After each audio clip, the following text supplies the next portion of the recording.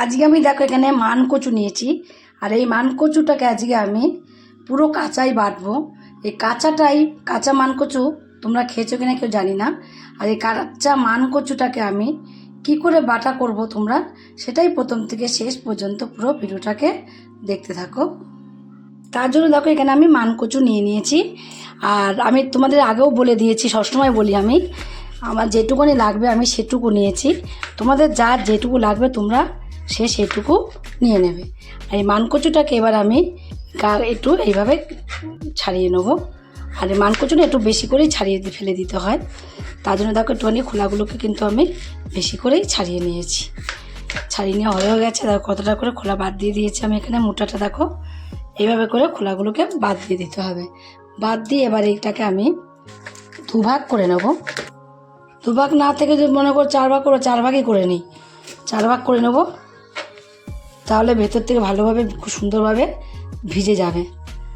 আর এই 4 ভাগ করে নিয়ে তারপরে এটা একটু কীরকম, এটা আমি যখন গেটা দিয়ে গেট করবো তখন বাদ দিয়ে দেবো। এটা এই কচুরগুলোকে এবার আমি কি করব, একটু ধুয়ে নেব। কচুগুলো আমি অন্য পাত্রে নিয়ে ধুয়ে রেখে দিয়েছি। রেখে দিয়ে দেখো একটা বোল নিয়েছি। বোলের মধ্যে আমি কিছুটা জল নিয়েছি, এমনি প্লেন জল, ঠান্ডা জল নিলেই হবে। এবার এর মধ্যে আমি দিয়ে দেবো লবণ দিয়ে জলটাকে ভালোভাবে মিশিয়ে নেব। ভালোভাবে মিশিয়ে নিয়ে এবার এর মধ্যে এই কচুগুলো যে আমি কেটেছি কচুগুলোকে ভিজিয়ে রেখে দেবো আধ ঘন্টা মতন। যতটা ভিজিয়ে রাখবে তত ভাতটা তোমার ভালোভাবে গলাটা ধরবে না। লবণ জলে ভিজিয়ে রাখলে গলা ধরা ভয় আর থাকবে না। আধ ঘন্টা পর ভিজিয়ে রেখেছিলাম আমি, আধ ঘন্টা পর ফিরে এলাম। এবার একটা থালা নিয়েছি আমি, থালার মধ্যে একটা গেটা নিয়ে নেবো। থালার মধ্যে একটা গেটা নিয়েছি। গেটা দিয়ে এবার এই মান কচুগুলোকে সব গেটা দিয়ে গেট করে নেব।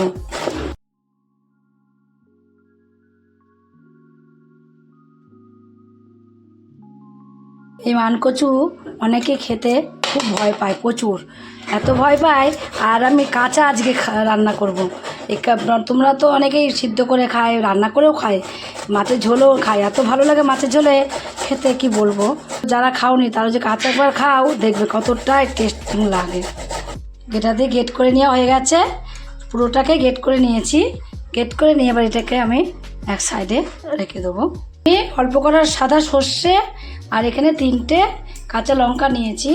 3টে কাঁচা লঙ্কা আর অল্প কটা সাদা সর্ষে দিয়ে একটা মিহি পেস্ট তৈরি করে নেবো। আগে আমি এগুলো সর্ষেটাকে আর লঙ্কাটাকে গেট করে নিলাম। এবার যেই এখানে কচুগুলোকে রেখে দিয়েছিলাম এগুলো এবার এর মধ্যে পুরো কচুগুলোকে গেটা দিয়ে গেট করে রাখা কচুগুলো আমি এর মধ্যে দিয়ে দেবো। আবারও একসাথে করে একটা মিহি পেস্ট তৈরি করে নেবো। এই দিলাম। আর ঝালটা তোমরা যে যেরকম ঝাল খাবে সেরকম কিন্তু এর মধ্যে লঙ্কাটা দিয়ে দিতে পারো। আর এর মধ্যে দিয়ে দেবো আমি দেখো অল্প করে একটুখানি নারকেল কুড়া। আবার আমি একটা মিহি পেস্ট তৈরি করে নেবো। একটু আমি মিহি পেস্ট তৈরি করে নিয়েছি।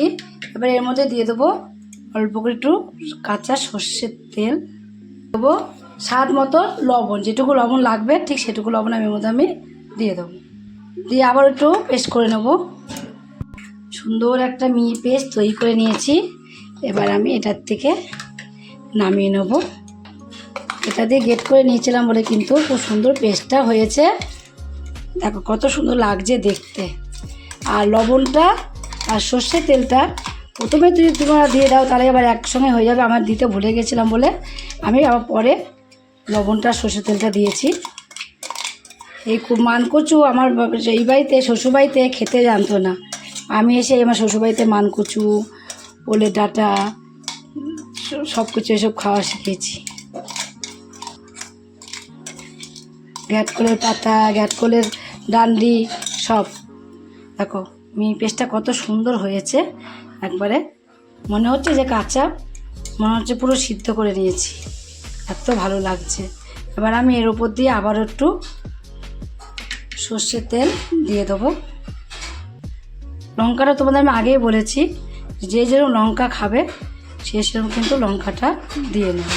রেডি হয়ে গেল কচু বাটা।